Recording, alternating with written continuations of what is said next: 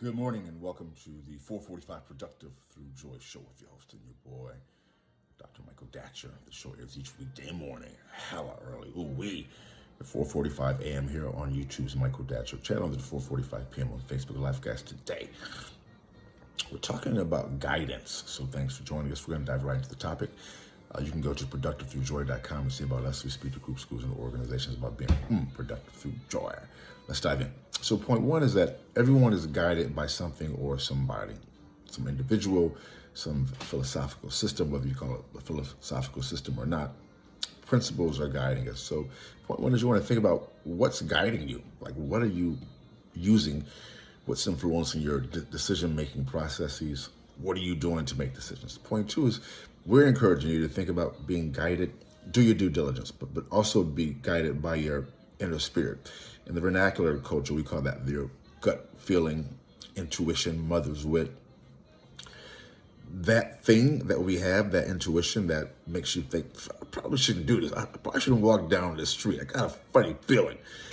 More times than not, when we listen to that feeling, my mind just told me to say this to you, that in the black tradition, African American and African tradition, we have a saying that is as above, so below, but also it's follow your first mind, right?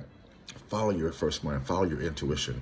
More times than not, that's what is going to lead you to the best possible outcome. Right? Not always, which is why you need to be able to discern your spirits. It can just be indigestion when you follow your gut.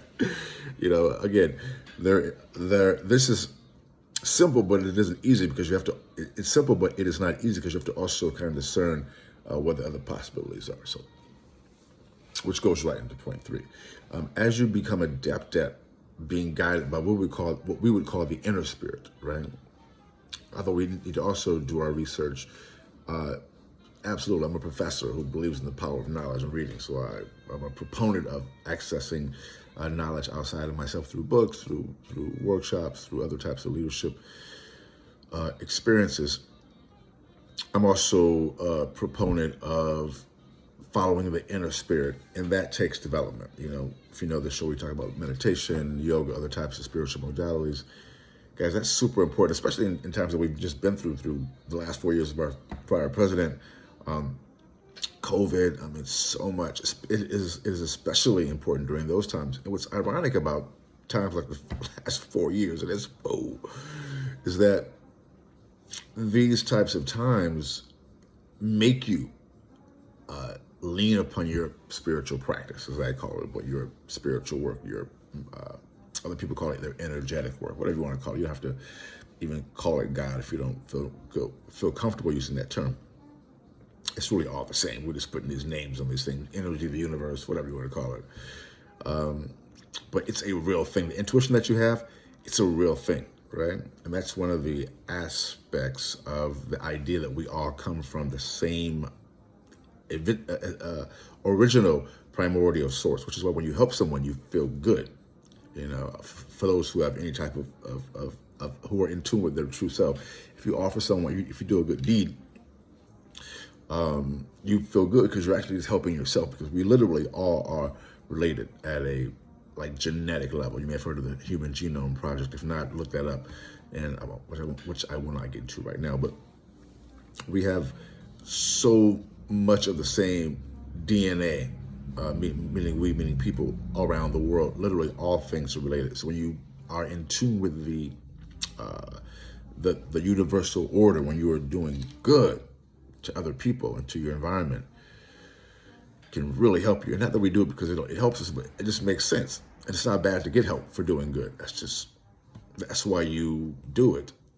Oftentimes, that's just enough motivation to make you do good, because it's going to help to others, because it'll eventually help you.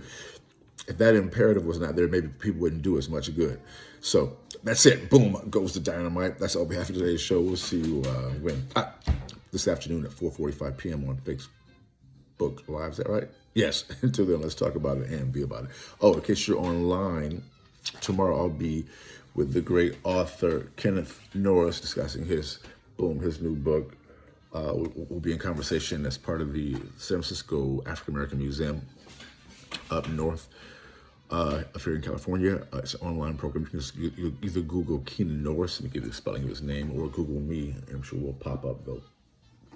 It'll pop up our discussion tomorrow at 7 o'clock via Zoom. You can just sign up via that way. So thanks for being here, guys. We'll see you this afternoon at 4:45 p.m. Until then, let's talk about it and be about it. Deuces, I'm out.